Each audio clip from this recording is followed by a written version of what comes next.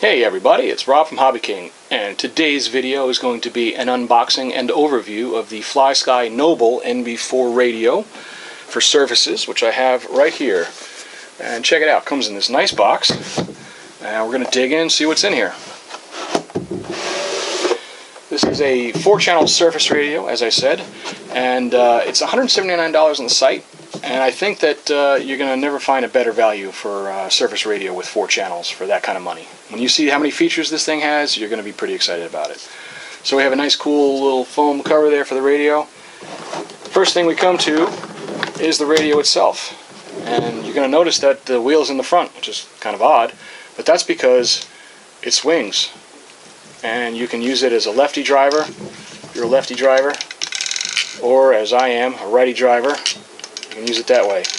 That alone is one of the coolest features I've ever seen. I've never seen a surface radio like that. You know, with a stick radio, you can make a mode 1, mode 2, you can switch sticks, you can do self-centering, blah, blah, blah. But surface radios are stuck with the wheel like this, and you're almost always having to drive it as a righty guy. So this one switches around. So for you lefties out there, woo! Very excited. Alright, so it's nice and light, it's not too heavy. It's got switches and trim features here. It's got some switches on the handle. Beautiful, nice big LCD display. We'll show you some close-ups of that. And let's see what else is in the box. Another small box here, which contains a battery warning pamphlet. Just be wary of all the stuff you need to be careful of when charging batteries. A quick start guide. Gives you an overview of the features. 2 waterproof, if I recall correctly, waterproof receivers with bind plugs and all the stuff you need for those. An extra grip. I don't know if this is larger or smaller or just an extra one of the same size. It's on the radio, but there it is. And a USB-C or micro cable. I forget which that is, but this is used to charge either the radio or the battery pack, which is also in here. Here's that. Now the cool thing about this is that when you connect this to the radio, it snaps right on the bottom. I'll show you that. When you connect it to the radio, it charges the internal battery. There is an internal battery in this, so you can run it just like this.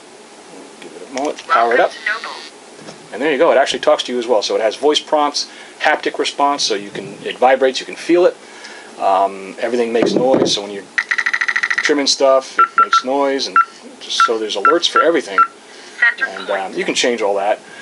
But so if you have a fully charged power bank and you're at the field and your battery inside is running low, you just hook this up and it'll show you, it'll indicate on the screen that it's charging. And there it is, it'll show you that it's charging right there on the corner, which is really cool. And if the internal battery is fully charged already and you don't need the power bank, you can use this to charge anything else because it has a USB output on it. So again, if you're at the field and all of a sudden your phone's running low, you can use this to charge it up. I don't recall offhand what the capacity of this is, but suffice to say it'll definitely give your phone or the radio itself a quick boost if you need it. And I would generally say, you know, keep this fully charged, keep it in your bag, and you'll be all set with a little backup power. Alright, so let's dig into the radio itself. Again, you know, it's got all the usual features for a 4-channel radio, steering and throttle. And then all these other switches can be assigned to various functions. I'm sure a lot of people are using the switches for headlights and, you know, all kinds of stuff like that. When you first get your radio, I would suggest that you do a factory reset. Just set it back to the way the factory sent it, just in case something got goofed up. So we would go into the gear on the screen, which is the settings, and then go into factory reset. Press that and it says, are you sure? Yes. It says recovering. Okay, now it's done. So it's reset to factory. Now, one of the questions that we've had come up more than once is the calibration. We've gotten a few of these back with people that just didn't quite have the right throws on the steering or the throttle. I don't recall exactly. But all it turned out to be was stick calibration for the throttle and the steering. So you can recalibrate those functions here. Stick calibration, are you sure? Yes. And like any other thing, you just rotate the steering to its max, push and pull the throttle to the max. Calibration successful. Calibration successful, very cool. And now you will see on the screen that when I operate either function, they're going all the way from 0 to 60 or whatever. Nothing to full. And that's what you want. So if you get a radio, just do those two things to start, and you should be all set. Should be good to go. What other features does it have? Well, it's got obviously reverse for each channel, endpoint adjustment, sub trim, steering, dual rates and expo, throttle dual rates and expo. It's got ABS braking, timer, channel assignment, so you can assign the switches and things to different channels on your receiver. It can store up to 20 models in it, so I don't have quite that many yet, but I'm sure I probably will eventually. But I know there's plenty of guys out there that have a lot of models, so this stores up to 20.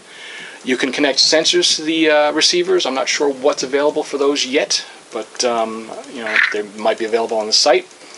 But you know, there's probably RPM sensors. There's probably temperature sensors for the LiPo and/or the motor, that kind of thing. But check them out; they're out there. You can set throttle curves, throttle neutral points. It has a boat mode. I don't know exactly what that is, but that's kind of cool. Has an idle up setting for idling up. Engine cut.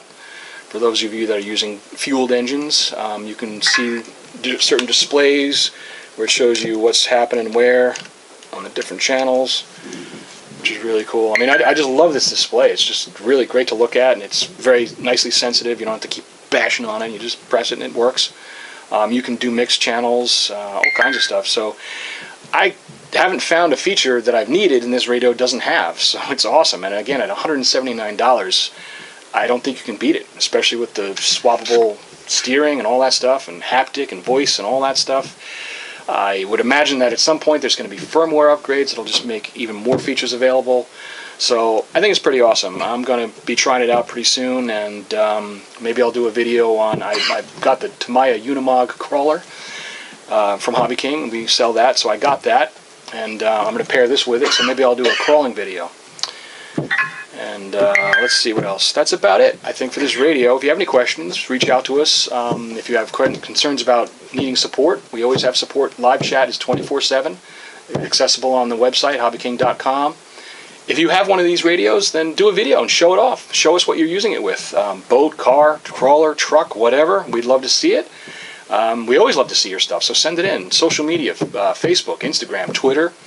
And again, if you need support, always reach out to us. We have live chat 24/7 and our customer support system. We're all standing by waiting to help you out if you need something, or just to talk. We're all RC fanatics and we love doing it. So just get into it, get in touch with us, and we'll chat about RC stuff. So until next time, this is Rob signing off, and we'll see you soon.